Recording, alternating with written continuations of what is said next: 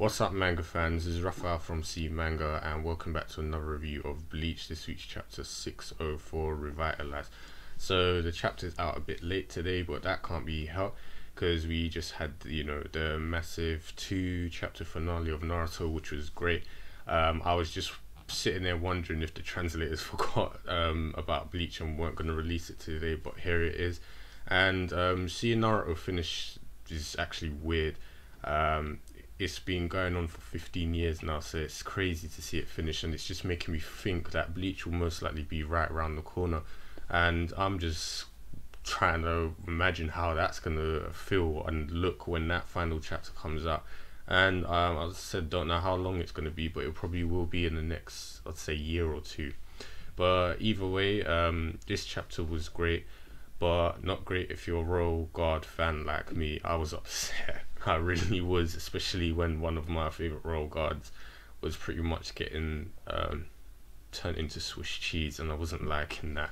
But otherwise, it's kind of good that Kubo, kind of made the threat more apparent, because before it seemed like, the Royal Guard is steamrolling these guys, there's no threat, but the threat has kind of returned, and now you're kind of getting that fear and worry about your characters again.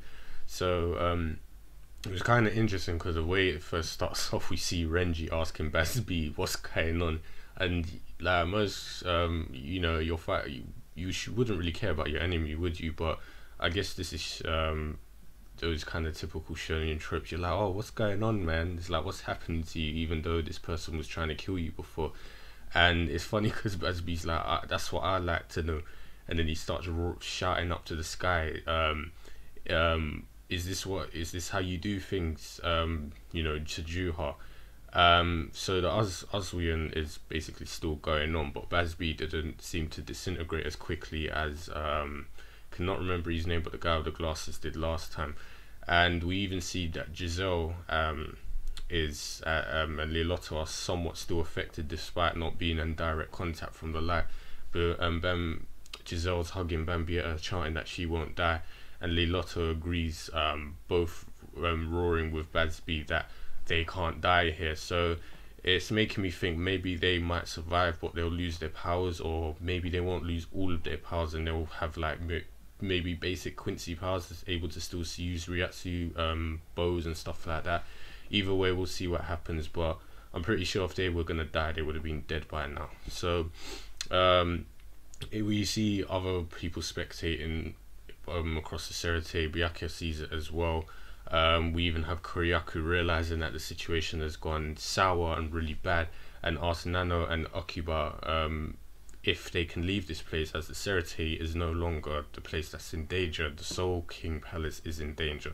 So what I was hoping for before might happen. The Shinigami, in particular Renji, Ruki and Byakuya, might be going back up to help in the Soul King Palace, and this is something I wanted to do because Ichigo's group is currently quite underpowered. You mean the only reliable characters there, in my opinion, are Urahara and Yoruichi. So as I said, this is where things got depressing for me. Nimaya is now shown with a hole in his shoulder, and which was done to him by the newly revived Baro.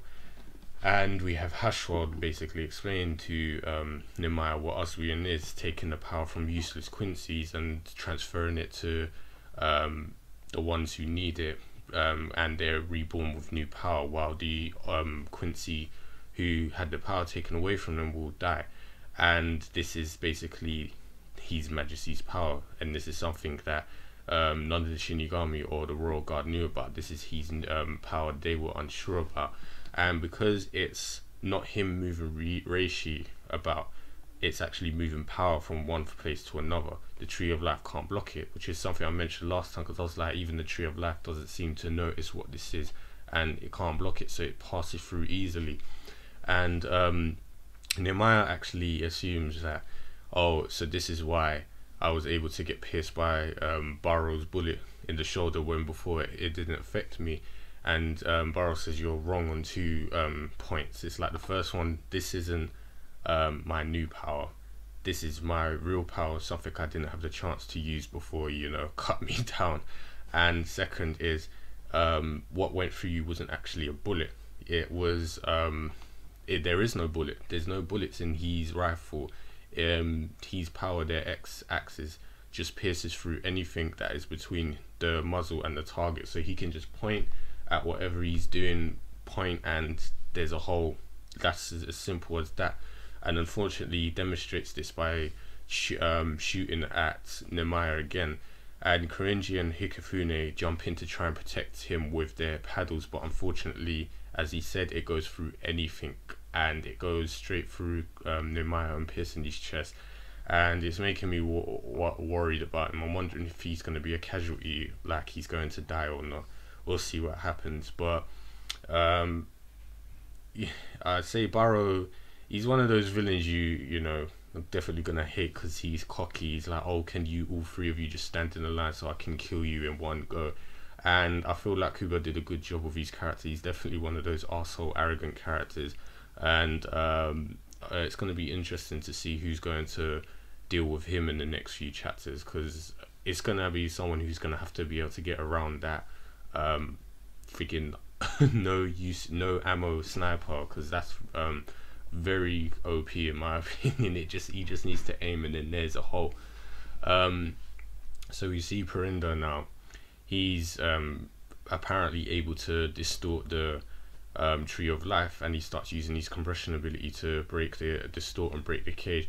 And from that, what I'm assuming, Juha was able to leave the cage, and he appears in front of Ichibei and asking if he can pass quite arrogantly. And what I love was there was so many panels focusing on Ichibei, like his mouth, facial features and everything. And this is when you can tell his personality's gone from being jokey to serious. And he's like, don't call my name so easily, your throat might get crushed. And he stands up to face Juha. So that is something I'm definitely looking forward to, because I can imagine Ichibei is probably, I'd say, somewhat, if anything, I'd say he's the strongest out of all the royal guards. We haven't really seen much of his power yet, or anything into his power, other than him doing that fake seal thing to hide the real Soul King Palace. So I'm definitely looking forward to see what he's going to do against Juha. Now that he's serious, it's definitely something I want to see next time. Hopefully Kubo does it. So yeah, as I said, good chapter. Depressing if you like the royal guards, but nevertheless, it's good that we've kind of brought the fear factor back, that yeah, that a threat has returned. You know, before it seemed like everything was under control, but now, you know, the tables are turned, things are getting more serious and dire, and it looks like everyone, including the Shinigami and Serete, are going to make their way to the Soul King Palace. So is this going to be the last part of the war, or is there lots more to come? Who knows?